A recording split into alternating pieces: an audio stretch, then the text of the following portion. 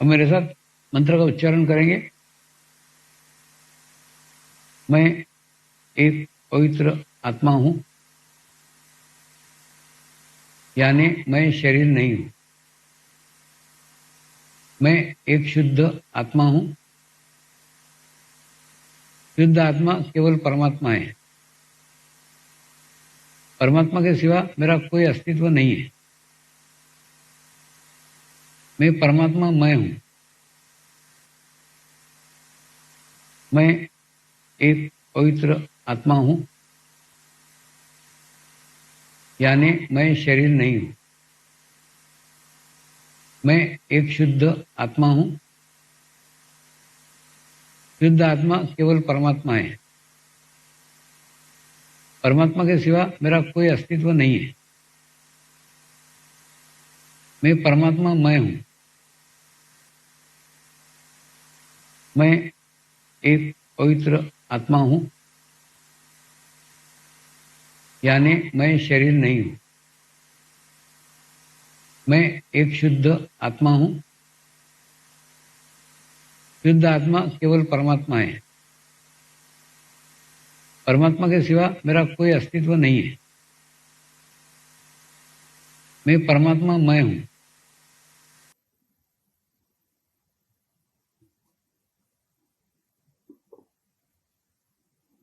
अब इसी आत्मा भाव को बनाए रखते हुए गुरु मंत्र का उच्चारण करेंगे।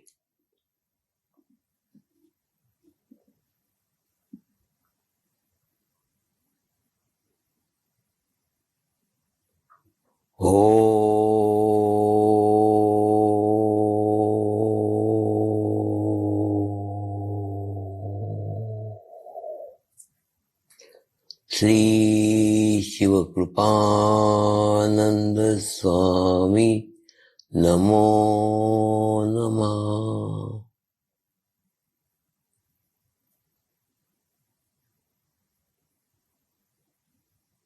ओम श्री शिव कृपानंद स्वामी नमो नमः।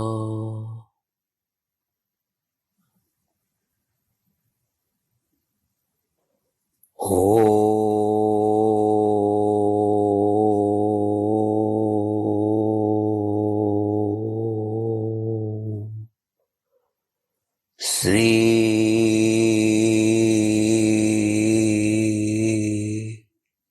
शिव कृपानंद स्वामी नमो नमः।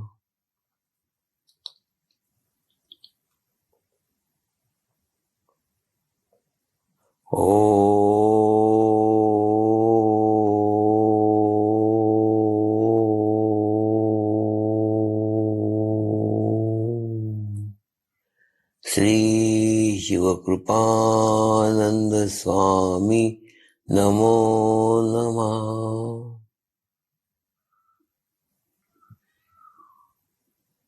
ओम श्री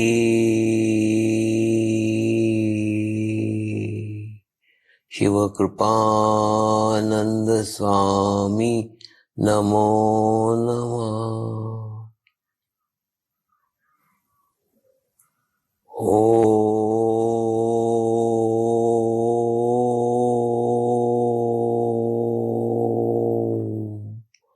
श्री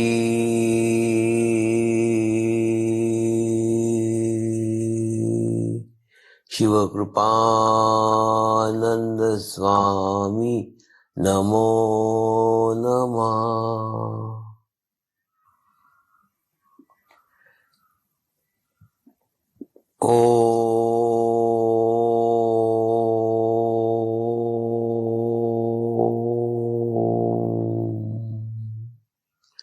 श्री शिव कृपानंद स्वामी नमो नमः।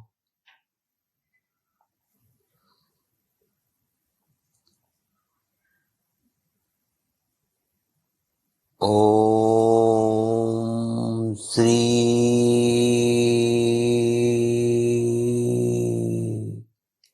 शिव कृपानंद स्वामी नमो नमः।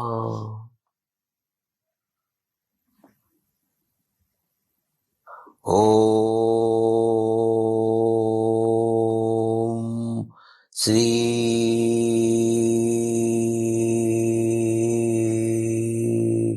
शिव कृपानंद स्वामी नमो नमः।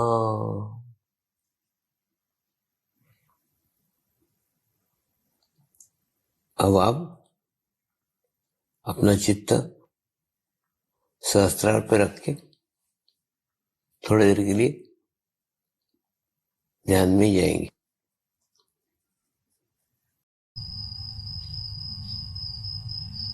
आज के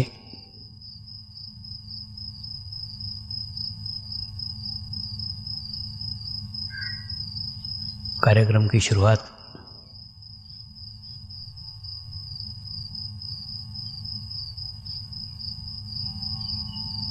राजा जनक के एक कहानी से करने जा रहे हैं।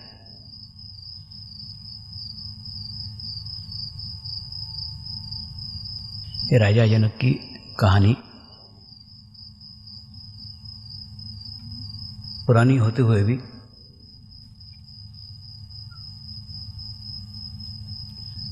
प्रासंगिक है।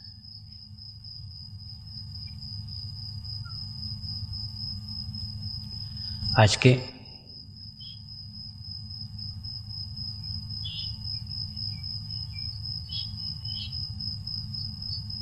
वर्तमान के परिवेश में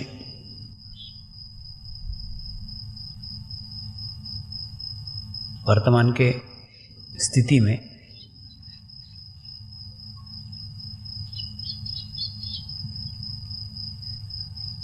वर्तमान की परिस्थितियों में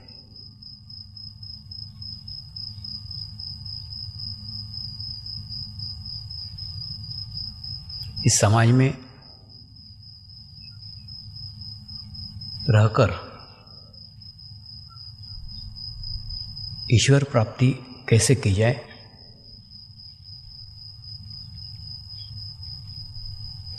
इसका एक सुंदर उदाहरण है।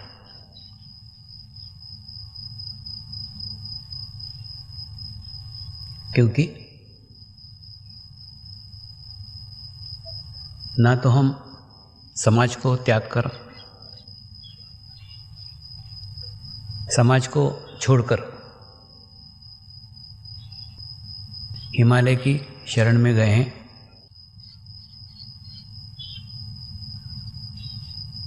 हिमालय से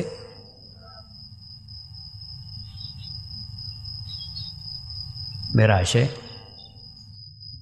उस निर्जन नैसर्गिक सौंदर्य प्रधान स्थान से है जिस स्थान के सानिध्य में जाने मात्र से आत्मबोध होता है। ऐसे किसी हिमालय में, ऐसे किसी स्थान में, ऐसे किसी जगह सारे बंधन से मुक्त होकर ईश्वर प्राप्ति का प्रयास कर रहे हैं, प्रयत्न कर रहे हैं।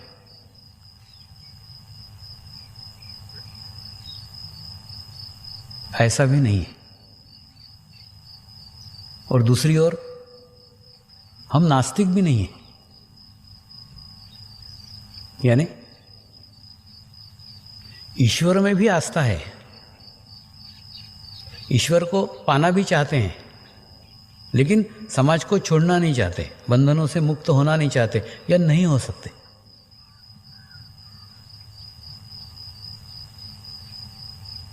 समाज को छोड़ना सभी बंधनों से मुक्त होना, सभी बंधनों का त्याग करना, यह प्रत्येक आत्मा के लिए संभव नहीं होता और संभव नहीं है। उसके लिए जन्मों जन्मों की तपश्चर्या की आवश्यकता है। इसलिए वो भी हम नहीं कर रहे हैं। और दूसरी ओर हम नास्तिक भी नहीं हैं, यानी हमारा ईश्वर के प्रति आस्था है, ईश्वर के प्रति भाव है, लेकिन ईश्वर को पाने का मार्ग, पाने का रास्ता हमारे पास नहीं है। यानी बीच की स्थिति है। धोबी का कुत्ता घर का ना घाट का, ना पूर्ण उधर के हैं ना पूर्ण इधर के हैं, बीच के हैं।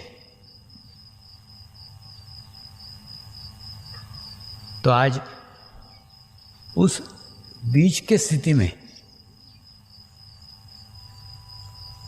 रहते हुए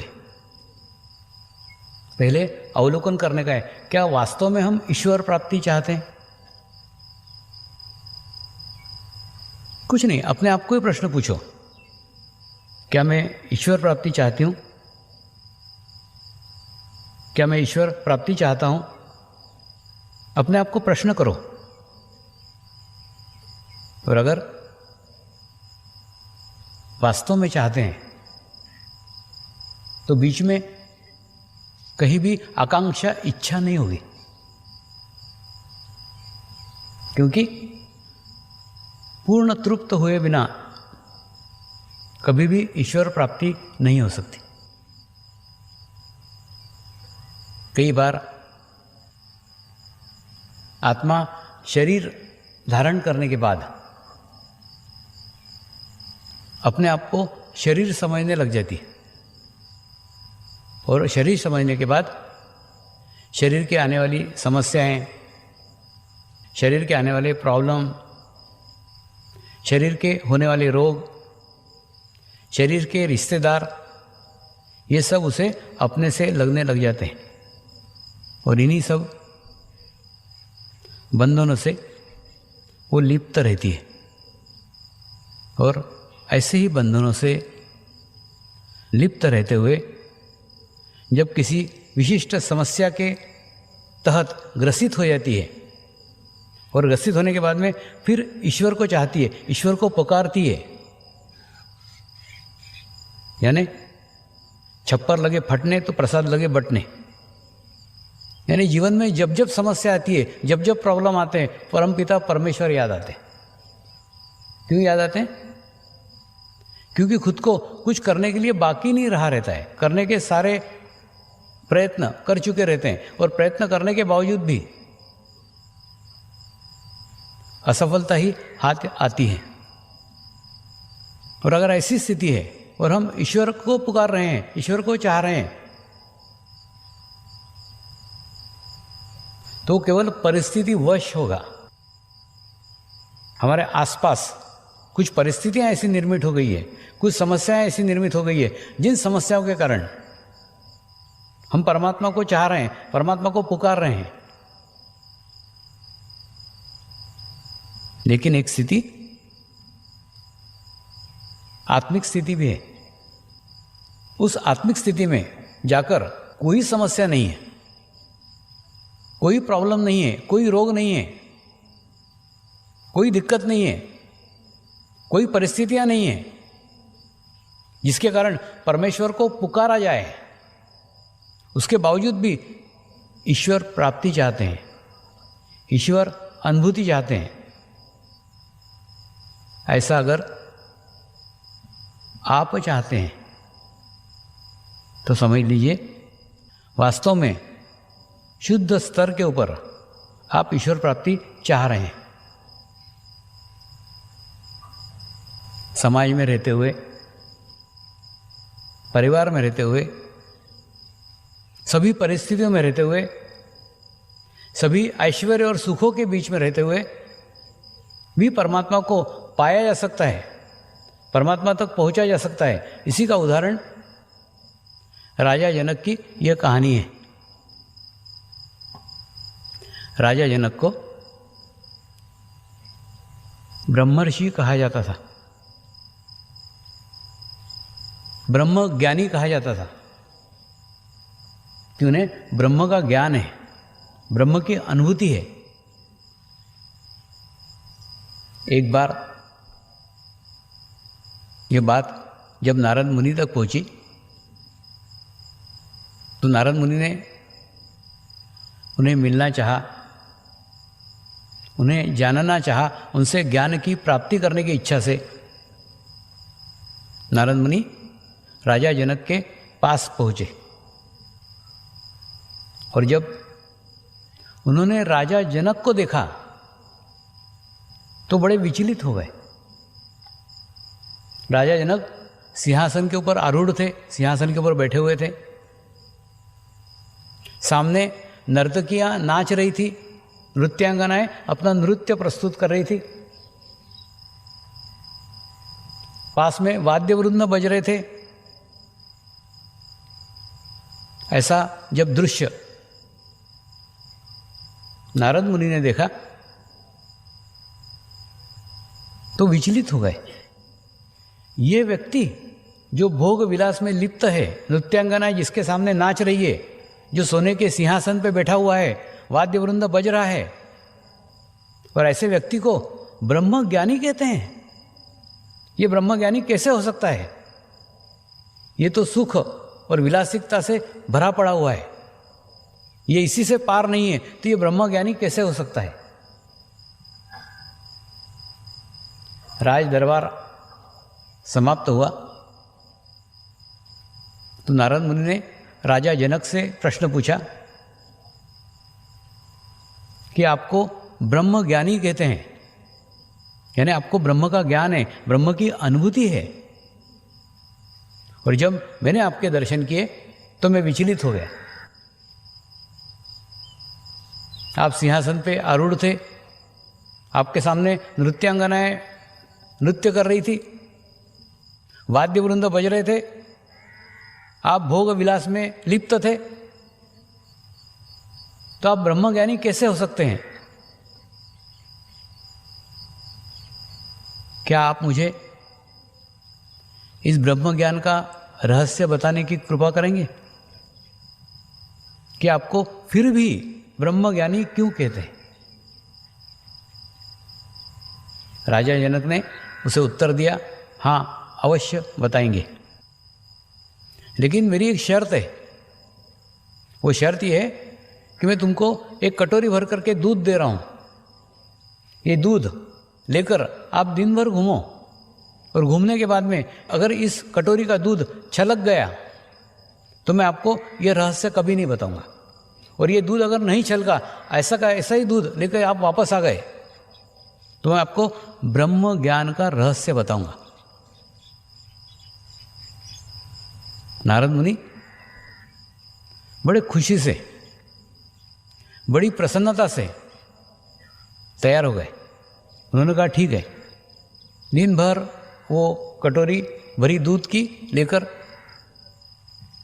अलग अलग लोगों में, अलग अलग राज्यों में भ्रमण करते रहे, और घूम करके सब जगह देख करके शाम को वापस आए। और वापस आने के बाद नारद मुनि को राजा जनक ने प्रश्न किया, नारद मुनि आज दिन भर में आपने क्या क्या देखा? आप अनेकों जगह गए, अनेकों लोगों में गए, तो आपने दिन भर में क्या क्या देखा? तो नारद मुनि ने बड़ी गंभीरता से उत्तर दिया, आज दिन भर में मैंने कुछ भी नहीं देखा। मैं शरीर से सब जगह घूम रहा था, सब जगह देख रहा था, लेकिन मुझे कुछ भी दिखाई नहीं दिया। दिन भर मुझे कटोरी दिखाई दे रही थी और दूध दिखाई दे रहा था। मेरा सारा चित्त, सारा लक्ष्य मेरा उस कटोरी के ऊपर था और दूध के ऊपर था, क्योंकि अगर दूध छलक जाएगा तो आप ब्रह्म ज्ञान का रहस्य मुझे नहीं बताएंगे, और मैं ब्रह्म ज्ञान का रहस्य जानना चाहता था, इसलिए मैंने पूरा चित्त मेरा उस कटोरी के ऊपर रखा और दूध के ऊपर रखा। राजा जनक ने मुस्कुराते हुए उत्तर दिया, नारद मुनि मेरी स्थिति भी ऐसे ही दूध और कटोरी जैसी है। मैं सबके बीच में हूँ, सबके साथ हूँ, सबके करीब हूँ, सबके पास हूँ, लेकिन मैं किसी में भी नहीं हूँ। जिस प्रकार से आप सारे संसार में घूमते रहे, संसार में विचरण करते रहे, लेकिन आपका चित्त संसार में कहीं भी नहीं था। आपने संसार में कुछ नहीं देखा, आपने संसार में केवल कटोरी देखी और दूध देखा, इसके सिवा कुछ भी नहीं दिख रहा था।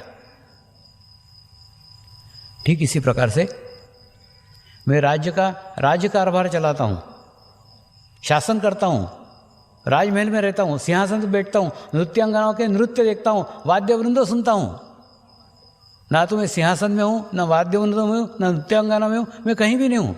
मेरा चित्त सदैव परमेश्वर के पास लीन रहता है, शरीर से मैं कहीं भी रहूँ। तो उन्होंने ये कहकर जो संदेश दिया, जो मैसेज दिया, वो केवल नारद मुनि तक सीमित नहीं था। ये मैसेज, ये संदेश संसार में रहने वाले प्रत्येक आत्मा के लिए है। जो आत्मा अपने समाज में रहती है, समाज को छोड़ करके नहीं जाती, समाज के बीच में रहती है, और समाज के बीच में रहते हुए भी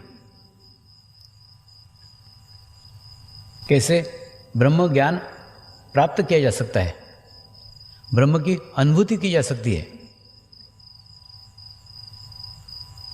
जिस प्रकार से मैं कई बार उदाहरण देता हूँ कि राजस्थान में पनघट के ऊपर बहनें सर के ऊपर एक के ऊपर एक 4-4 मटके रख के चलती है, 4-4 कोस चलती है, 4-4 सहेलियों से बातें करती है। उसके बावजूद भी ऊपर का एक भी मटका नहीं गिरता। राजस्थान में पानी की समस्या है, पानी को लेने के लिए बहुत कोसों दूर जाना पड़ता है। तो ऐसी बहनें जाती है, कुएं पे जाती है, कुएं पे से पानी लाती है, और एक के ऊपर एक 4-4 मटके सर के ऊपर रखती है, 4-4 सहेलियों से बातें करती है, 4-4 कोस चलती है। उसके बावजूद भी एक भी मटका नहीं गिरता। यानी आप बोलेंगे राजा जनक तो बहुत महान थे, हम वैसे नहीं हो सकते। ठीक है, मत बनो वैसे। वो पनघट से पानी लाने वाली बहनों के जैसे तो बन सकते हो, उसको तो गुरु बना सकते हो, उसको तो आदर्श रख सकते हो। वो तो आप में से है, आपके बीच की है, आप जैसी है। तो कौन सी तकनीक है? ब्रह्म ज्ञान का रहस्य उन मटकों के अंदर छुपा हुआ है। वो पनघट पे चलने वाली बहन किस तरीके से मटके लेके आती है, बहनों से बातें करती है, 4-4 सहेलियों से बातें करती है। चित्त सहेलियों में नहीं होता।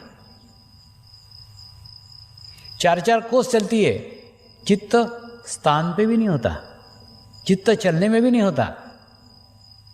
यानी चित्त सहेलियों पे भी नहीं होता, चित्त स्थान के ऊपर भी नहीं होता।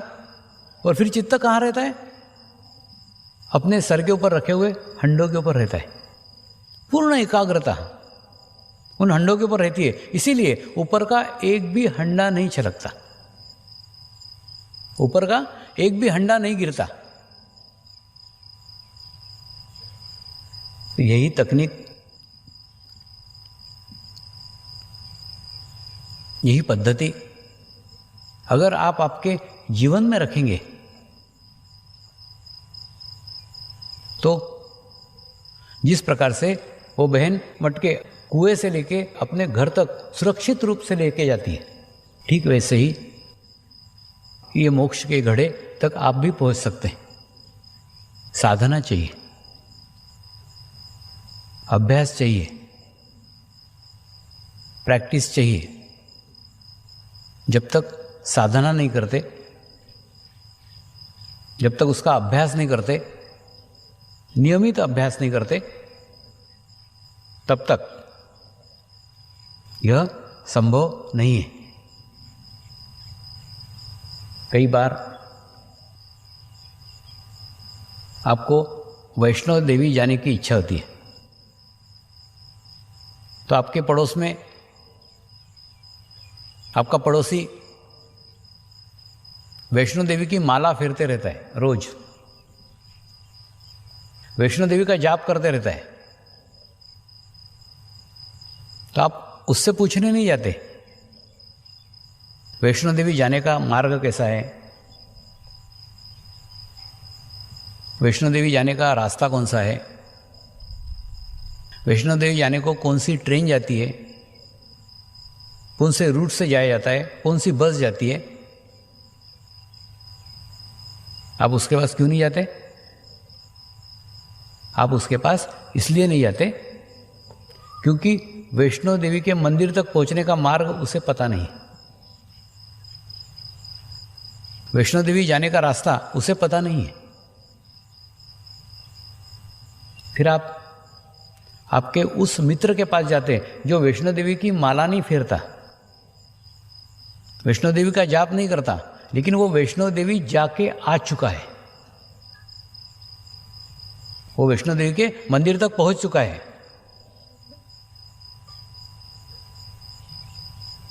आप उसके पास जाते हैं,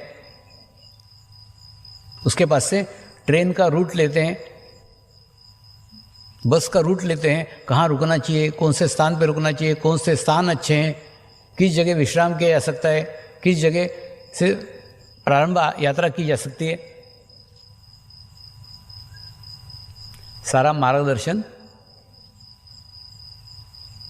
आप उससे ग्रहण करते हैं।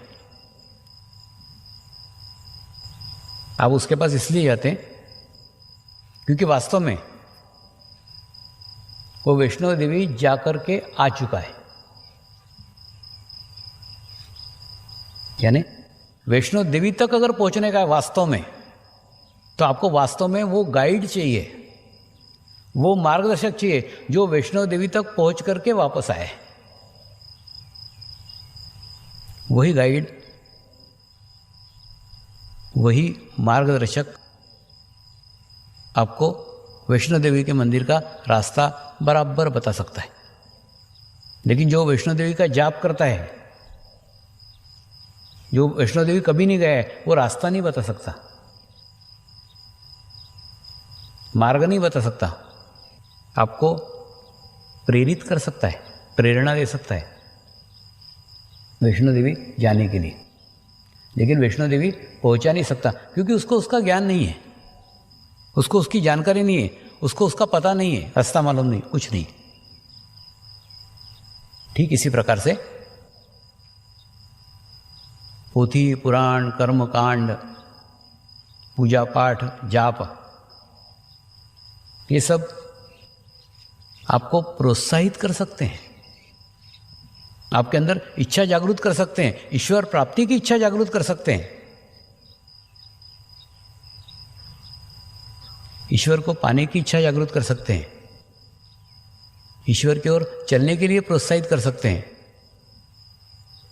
लेकिन ईश्वर की अनुभूति नहीं कर सकते।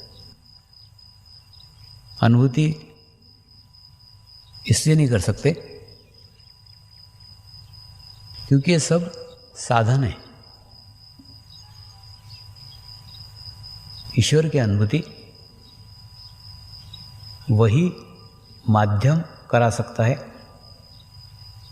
जो माध्यम ईश्वर प्राप्ति कर चुका हो, जो वैष्णो देवी जाकर वापस आया हो। तो ऐसा माध्यम आपको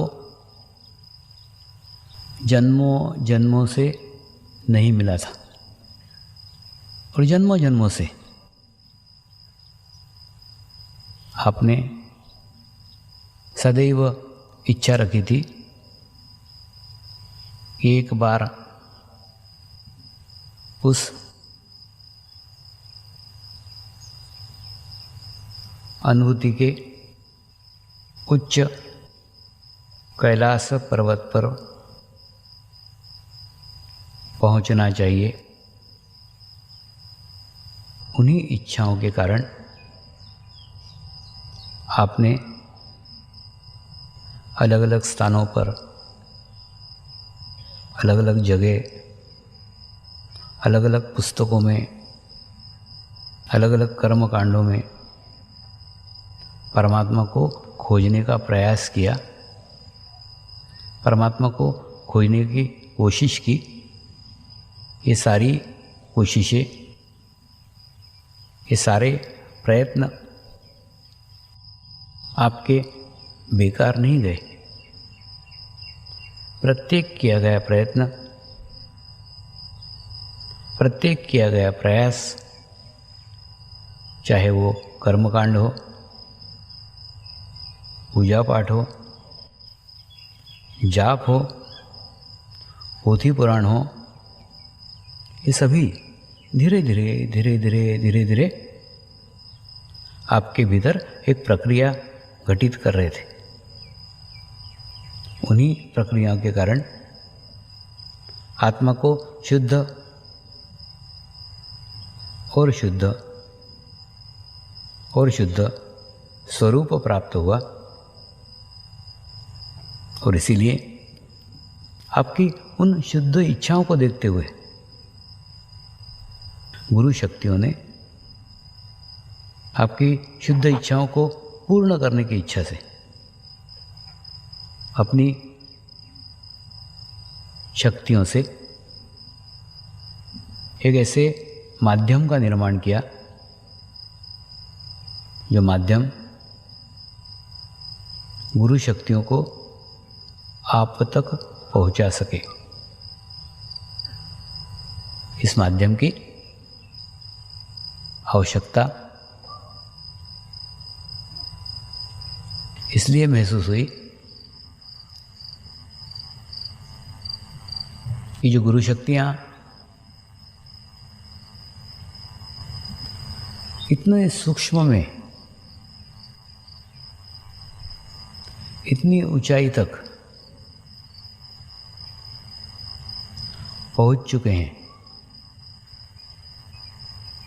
जहाँ तक पहुँचना किसी भी मनुष्य के लिए संभव ही नहीं, और वो उस ऊंचाई भरे स्थान से नीचे आना भी चाहें तो भी वे नीचे नहीं आ सकते। तो आप वहाँ नहीं जा सकते, वे यहाँ नहीं आ सकते। इसी परिस्थितियों को देखते हुए गुरु शक्तियों ने एक माध्यम का निर्माण किया, जो माध्यम आपके और गुरु शक्तियों के बीच एक सेतु का कार्य करेगा, और उसी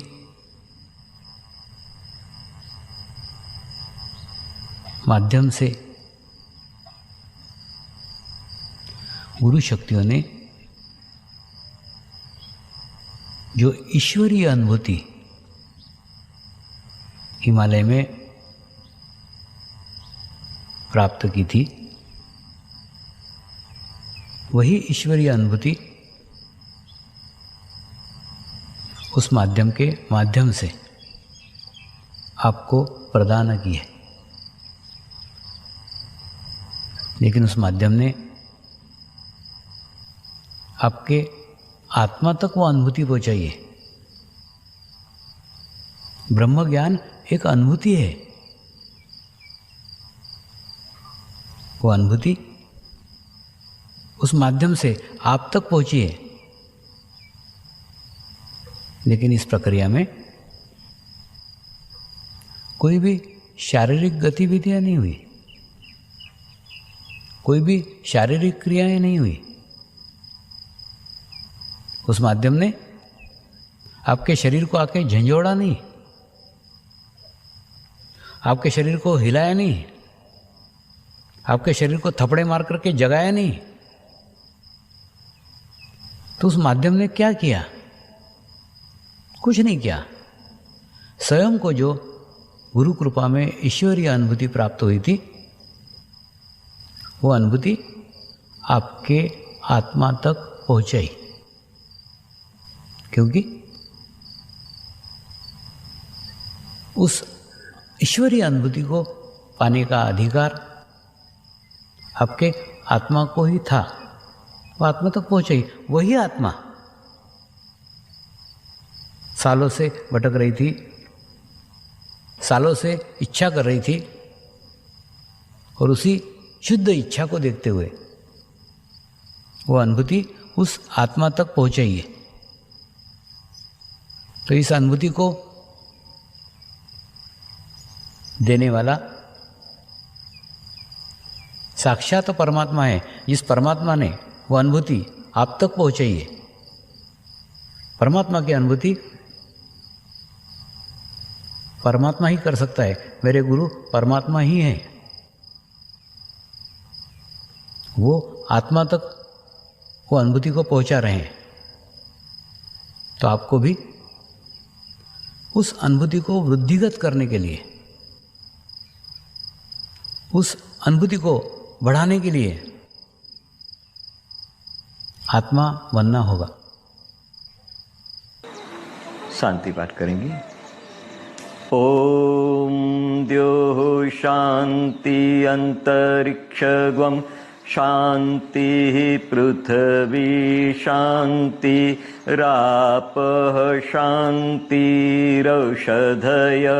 शांति वनस्पतयः शांति विश्वे देवाः शांति ब्रह्म शांति सर्वगं शांति शांतिरेव शांति क्षमा शांतिरेधि। ओम शांति शांति शांति सर्वारिष्ट सुशांतिर्भवतु।